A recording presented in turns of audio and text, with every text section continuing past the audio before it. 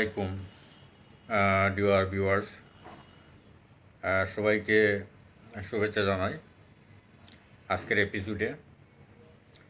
তো আমি সাধারণত আমার নিজের অভিজ্ঞতা, নিজের দৃষ্টিভঙ্গি এটা নিয়ে আমি অনলাইন প্ল্যাটফর্মে আলোচনা করি। আমার নিজের মতামত, নিজের অভিজ্ঞতাটা, নিজের দৃষ্টিভঙ্গিটা যাতে অন্যান্যদের মাঝে শেয়ার করতে পারি, এটাই উদ্দেশ্য। তো আজকের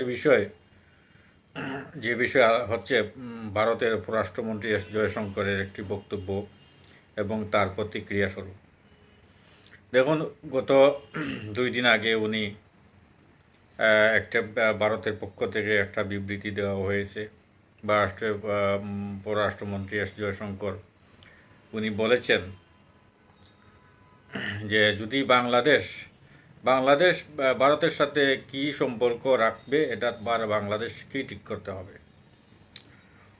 তো আমি মনে করি এই কথাটার মধ্যে একটা অধ্যত্ব ভাব আছে এবং একটা দাদাগিরির বহিঃপ্রকাশ আছে। সেটা কীরকম?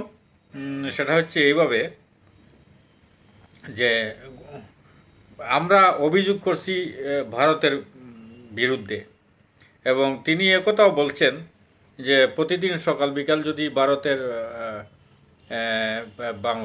বাংলাদেশের উপদেষ্টা পর্যন্ত নাম উল্লেখ করেছেন উনি, ওনারা যদি অভিযোগ করেন ভারতের বিপক্ষে, তাহলে কি সম্পর্ক রাখবেন ওনারাই ঠিক করুন। তো এই যে একটা কথা বলছেন উনি, এই কথাটা উনি চায়নার সীমান্তে যে গণ্ডগোল হচ্ছে এখানে বলতে পারবেন না, ওনার সাফা উড়াইয়া দিবে। আপনি পাকিস্তান সীমান্তে ওইটা বলতে পারবেন না, ওনার মাজা ভাঙ্গিয়ে দিব। উনি বলতে পারবেন ইভেনচুয়ালি নেপালের বর্ডারে ওইটা বলতে পারবেন না, মালদ্বীপেও বলতে পারবেন না। শুধু বলতে পারছেন এতদিন পর্যন্ত বাংলাদেশের ব্যাপারে। কেন বিগত 54 বছরে, 53-54 বছর পর্যন্ত ভারতের সাথে একটা বিভিন্ন রকমের চুক্তি আমাদের আছে, ব্যবসায়িক আছে, লেনাদেনা আছে, এবং বিরাট সংখ্যক একটা ধর্মীয় জনগোষ্ঠী দেশে বাস করে, যে কারণে তারা আরও বেশি আস্কারা পায় আমাদের এখান থেকে।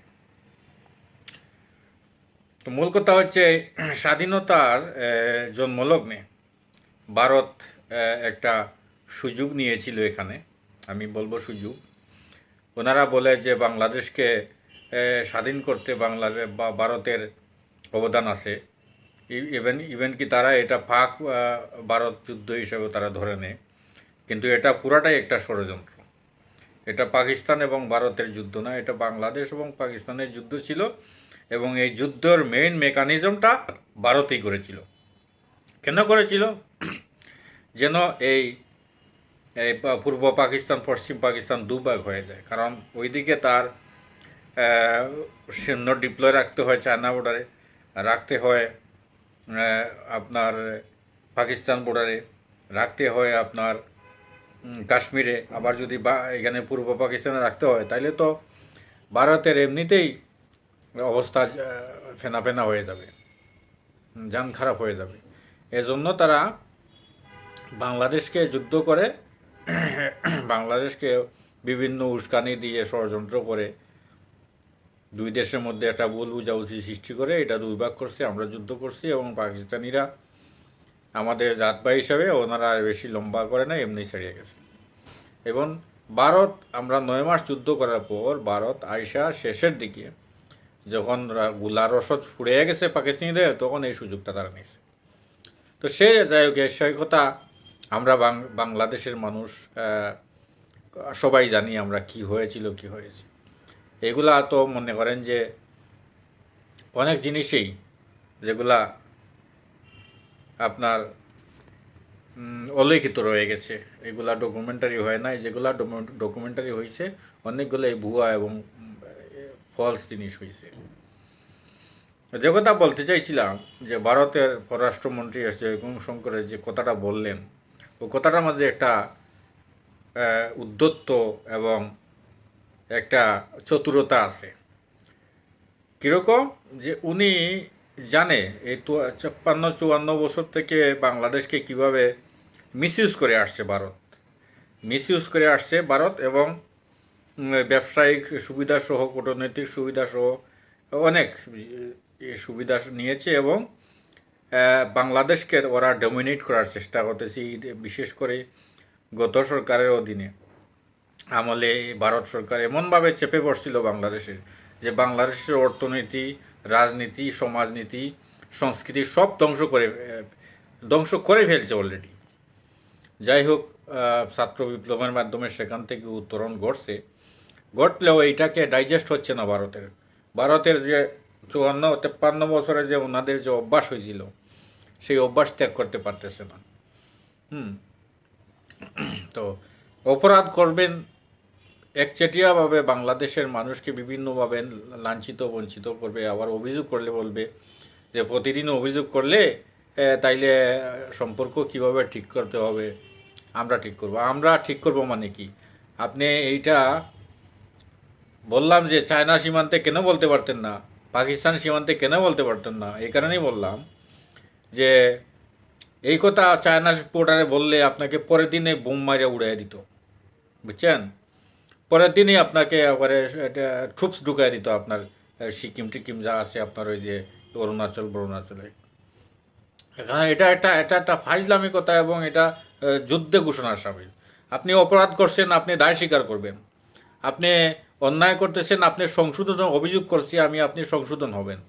আপনি সংশোধন না হয়ে আমাকে বলতেছেন যে কেমন সম্পর্ক রাখতে হবে আমরা ডিসাইড করব। আমাদের যদি সুপার পাওয়ার থাকতো তাহলে আমরাই আজকে যুদ্ধের ঘোষণা দিতাম আপনার বিরুদ্ধে, যে আমরা এই সমস্ত অভিযোগের বিচার প্রতিকার না পেয়ে আমরা ভারতের বিরুদ্ধে যুদ্ধ ঘোষণা করলাম। এটাই মানে সম্পর্কটা এইভাবে ঠিক হোক করে দিতাম। কিন্তু বাংলাদেশ সেটা পারবে না, জেনে আপনারা এই সমস্ত উদ্ধত্তপূর্ণ কথা বলছেন। আপনি অপরাধ করছেন, বিচার দিলে আবার দায় আমাদের উপর চাপিয়ে দিচ্ছেন। মানে এটা মাইট ইজ রাইট, মানে একেবারে একেবারে অগ্রহণযোগ্য, unaccepted perception of the Indian prime minister S Jaishankar. তো তো যেটা বলছিলাম, 53-54 বছর আমরা ভারতের সাথে অত্যন্ত ভালো বন্ধু আমরা বলছি। আমরা অনেক কিছু, অনেক উপমা দিয়েছি, অনেক ব্যবহার, আমরা অনেক সুবিধা দিয়েছি। বিনিময়ে কী পাইছি আমরা? আমাদের এই পেঁয়াজ বন্ধ, এই চাল বন্ধ, এই ভিসা দিব না।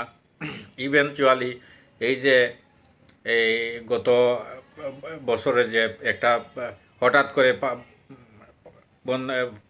নদীর পানি ছেড়ে দিয়ে আপনার 10টা জেলা আপনার একদম পানির তলে ডুবিয়ে দিল এই যে ভারত। পরে আবার তারা এটার দায় নিতে চাইল না, ইচ্ছা করে ডুবিয়ে দিল। ফারাক্কার পানি মনে হইলে ছাড়ে, না হইলে ছাড়ে না, আটকে রাখে বন্যা আসলে। এই যে অপব্যবহার, দুর্ব্যবহার করার পরে বিচার দিলে আবার বলে যে আমরা ঠিক করব। অপরাধ করছেন আপনারা, আপনাদেরকে অভিযোগ দিলে আপনারা সংশোধন তো হচ্ছেন না, আবার বলছেন যে আপনারা আগে কেমন সম্পর্ক রাখতে চাই আমরা বলবো। তো আপনারা আমাদের নির্যাতন করবেন, আর আবার আমরা কি গিয়ে বলবো যে জি হুজুর আপনি যা বলবেন তাই হবে, এটা বলবো? তো বাংলাদেশ তো মনে করেন যে আপনাদের বিরুদ্ধে যুদ্ধ ডিক্লারেশন করতে পারবে না, সেই পরিবেশ পরিস্থিতি এখন নাই। এই জন্য এস জয়শঙ্কর এই কথা বলতে পারছে। যদি সেই সক্ষমতা থাকতো তাইলে এটা বলা ওনার পক্ষে সম্ভব হইতো না। এটা কোনো নিয়মের মধ্যে পড়ে না। এটা একটা অন্যায় কথা, অধ্যত্বপূর্ণ কথা, এবং এটা একটা হচ্ছে উচ্ছৃঙ্খল উগ্রপন্থী আরএসএস বিজেপির নেতা হিসাবে উনি এটা বলতে পারছে। কোনো সভ্যভদ্র মানুষ এটা বলতে পারবে না। আপনি অপরাধ করছেন, আপনার বিচার দিলে আপনি হয়তো এটা বলতে পারবেন যে আপনি যেভাবে বলছেন এটা এইভাবে না, এটা ওইভাবে, বা এখানে মিসিং আছে, বা এখানে এইটা আছে, বা এটা আমার হয়েছে আমি সংশোধন করব। এটা না বলে আপনি বলতেছেন যে আমরা ঠিক করব। তো আমরা কি ঠিক করব? আমরা কি আপনি নির্যাতন করবেন আর আমি ঠিক করব? তো আমি তো ভালো কিছু ঠিক করতে পারবো না। তখন আপনি বলবেন যে বাংলাদেশেই তারা ঠিক করছে। তো সমস্যা নাই, সমস্যা নাই, রেডি হন, সময় আসতেছে।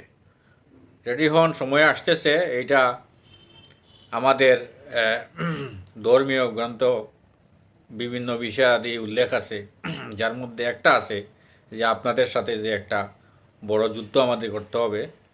তো এটা আমরা তো জানি, আমরা প্রস্তুতি শুরু করছি, আপনারাও প্রস্তুতি শুরু করে দেন।